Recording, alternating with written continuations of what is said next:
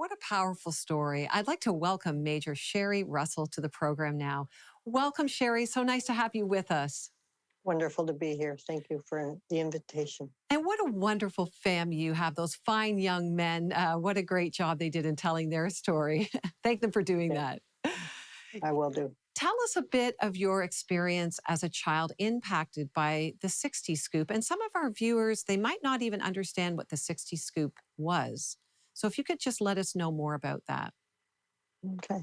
Well, sadly, mine is not an uncommon story for those that were impacted by the 60 Scoop. A few years ago, I had the privilege of meeting together with some other 60 Scoop survivors and heard the stories that were very similar to mine. Stories of being taken from your home without any knowledge or oftentimes without any real rationale, being placed into foster homes and sometimes multiple foster homes and adoptions. And believe it or not, there were actually a few of us that were adopted more than once in our time. And the purpose of the 60 Scoop was to assimilate us into non-Indigenous life. And so the stories of being discouraged or even prevented from engaging in our culture was heard throughout this group time and time again.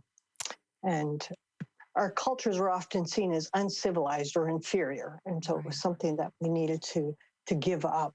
And even within the church, I experienced that. I remember one time being discouraged or told not to speak my language and to learn how to speak proper English.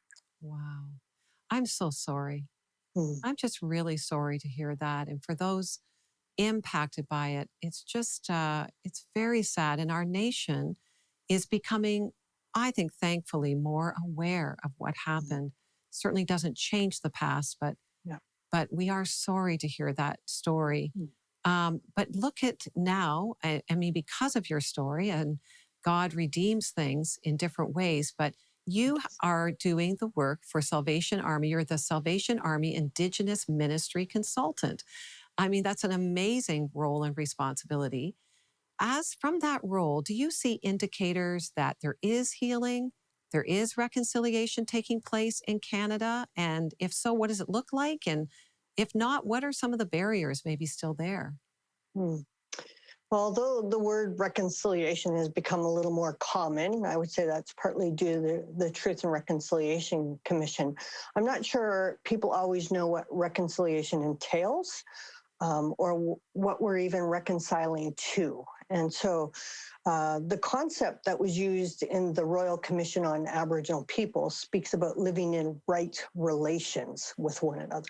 And I love that image because it's speaking about relationships that are built on mutual recognition and respect, reciprocity, and responsibility to one another. And so when we speak about healing, we often focus on Indigenous communities. We talk about reconciliation and healing, and the focus is usually on Indigenous communities. And we don't realize that there's healing needed in what we call the settler society as well, including the church. And that's, healing from racism, from greed, from self-centeredness, from indifference. And so for that healing to occur, there needs to be truth spoken and truth heard and grappling with that truth. And I think in recent days that has become more known within the news and the unmarked graves that are being reported of the children that went to Indian residential schools. And so learning about that truth and taking that responsibility, I think, are needed. You know what? That is so helpful because reconciliation really refers to two sides. And that is so helpful for all of us to hear that we all need healing. And you can only heal from what you acknowledge as being the truth. Yes. What do you think is still some of the barriers or maybe some things that even our viewers, they wouldn't even know the truth or maybe their perception of Indigenous people is still wrong? What do you still see some of those barriers there? Yes, I would say part of it is that perception and that lack of education. Our history was taught from one perspective. And so coming to an understanding of our history and all the impact that it's had, not just on Indigenous people, but the relationship as well. And so I don't know if you're familiar with the Kairos blanket exercise, but I encourage all the viewers to participate in one because it gives a different perspective of the history and that relationship and some of the things that have impacted that relationship. So I'd see that kind of as a foundational barrier that we need to address. Tell us briefly, what is the Kairos blanket exercise? I'm not familiar with that. Okay, it is developed by Kairos Canada, which is a social justice organization, and they did it in response to the Royal Commission on Aboriginal Peoples, and it's a concrete or a tangible exercise that you walk through and you participate in. And so you get a little snippet of the experience of what it was like to be taken from the land, to be removed from your family, to be displaced. Yeah. Well, that's really helpful. I think that's very good for all of us to look and to experience that. Why is it important, just briefly, for us to engage in National Indigenous History Month? Hmm.